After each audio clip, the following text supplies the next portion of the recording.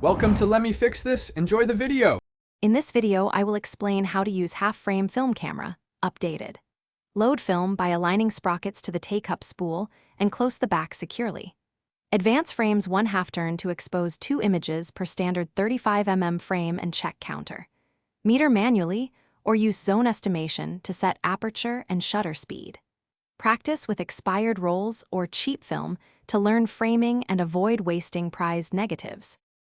Start by threading the film leader onto the K-cup spool and ensure sprocket holes engage smoothly. Wind gently until the film lies flat across the film plane and keep slight tension to prevent slack. Close the back and advance until the frame counter shows the first half-frame position before removing the camera from the cassette. Regularly check the rewind knob or indicator to confirm the film is advancing during shooting sessions. Quick recommendation and a tiny detour. If you spend long hours shooting, treat your feet. Pick darn tough socks for comfort, durability, and a lifetime warranty to keep you on your feet all day.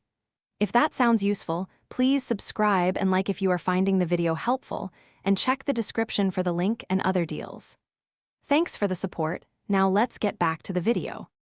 Meter carefully since half-frame crops can change perceived exposure for small subjects, and favor spot or center-weighted methods when needed.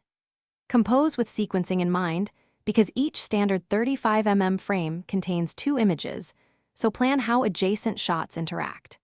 If unsure about exposure, bracket by 1 stop to protect highlights and shadows, and keep ISO consistent across the roll to avoid surprises in development and scanning.